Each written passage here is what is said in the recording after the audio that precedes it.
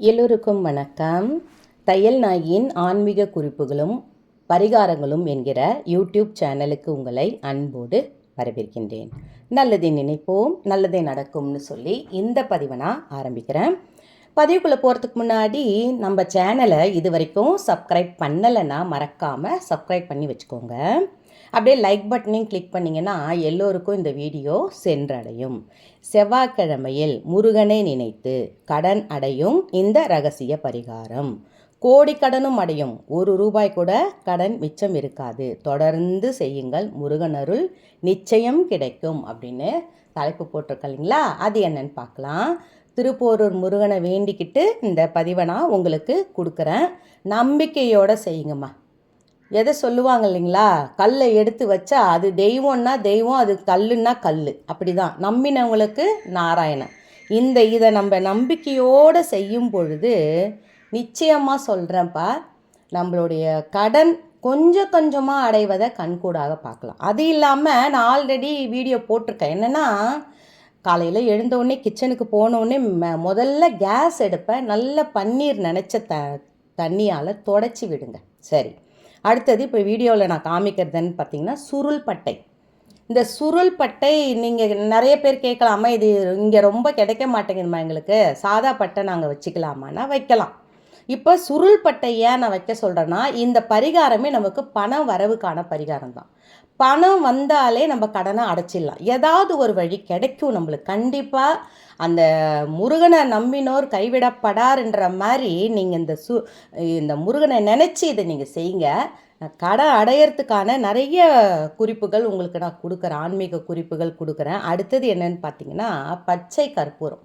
இந்த பச்சை கற்பூரத்தை கொஞ்சம் நிறையாவே, ஏன்னா நாங்கள் அடிக்கடி கடைக்கு போகிறீங்கன்னு வச்சுக்கோங்களேன், அடிக்கடி பூஜை பொருட்கள் விற்கிற கடையில் பச்சை கற்பூரம் கொடுங்கன்னு கொஞ்சம் கொஞ்சமாக வாங்கிட்டு வந்து ஒரு டப்பாவில் நிறையா ஸ்டோர் பண்ணி வச்சுக்கோங்க. பூஜை அறையில் ஒன்று வைங்க, சமையல் அறையில் ஒன்று வைங்க, பணம் வைக்கிற இடத்துல ஒன்று வைங்க, பேப்பரில் பேக்கில் பணம் வைக்கிற பேக்கில் பர்ஸில் பச்சை கற்பூரம் போட்டு வைங்க. மனமாக இருக்கும். அந்த பணத்தை ஈர்க்கும் தன்மை பச்சை கற்பூரத்துக்கு உண்டு. அதே மாதிரி இந்த சுருள் பட்டைக்கும் அதே தான். அடுத்தது பார்த்திங்கன்னா ஜாதிக்காய். இந்த ஜாதிக்காய் நம்மளாம் ரொம்ப பயன்படுத்த மாட்டோம் இல்லைங்களா? நிறைய பேர் நீங்கள் நல்லா கவனித்து பாருங்களேன், மார்வாடிகள் இந்த ஜாதிக்காயை அதிகம் பயன்படுத்துவாங்க. இதை பொடி பண்ணி வச்சுக்குவாங்க. பொடி பண்ணி வச்சுக்கிட்டு கொஞ்சம் பாலில் போட்டு ஆட்டி குடிப்பாங்க. ரெண்டாவது, பண வரவுக்கு இந்த ஜாதிக்காயெல்லாம் கல்லாப்பட்டியில் கிடக்கும், நம்மளுக்கு தெரியாது இல்லைங்களா, மூடி வச்சுருப்பாங்க. அப்புறம் நீங்களும் இந்த ஜாதிக்காயை ஒன்று எங்காவது நம்ம நிறைய ஒரு போகும்போது ஒன்று வாங்கிட்டு வாங்க. இது ஒன்று ₹10 நினைக்கிறேன், எத்தனை கொடுக்குறாங்கன்னு தெரியல, நான் மொத்தமாக வாங்கினேன். இப்போ ஒரு ஜாதிக்காய் அதில் வச்சுருவோம். ஜாதிக்காய் எங்கே அதிக பயன்பாட்டில் இருக்குதோ அங்கெல்லாம் பண ஈர்ப்பு, நல்ல ஒரு பாசிட்டிவ் வைப்ரேஷன். இப்போ நான் இதை முடித்தா கட்டுறேன். இப்போ நீங்கள் வேண்டுதல், உங்களுடைய சரவண பவா என்ற அந்த திருமந்திரம் அதை சொல்லுங்கள். ஓம் கூட சேர்த்துக்கோங்க. ஓம் சரவண பவா. எனக்கு கடன் தான் பெரிய பிரச்சனையாக இருக்குது, கழுத்தை நெரிக்குது, இதுக்காக தப்பான முடிவோ ஏதாவது நான் அதை பண்ணிக்கிறேன், அதை மாதிரி தயவு செய்து செய்யாதீங்கப்பா. கடன் கொடுத்தவங்கக்கிட்டே கேளுங்க, நான் வட்டியும் முதலும் சேர்த்து அடைச்சிடுறேன், எனக்கு என்னால் முடியல அப்படின்னு சொல்லி நீ கேட்டிங்கன்னு வச்சுக்கோங்களேன். நீங்கள் இதை நீங்கள் பண்ணிட்டு போய் உங்கள் கடன் கொடுத்தவங்ககிட்ட நீங்கள் கேட்டிங்கன்னா கண்டிப்பாக உங்களுக்கு நடக்கும்.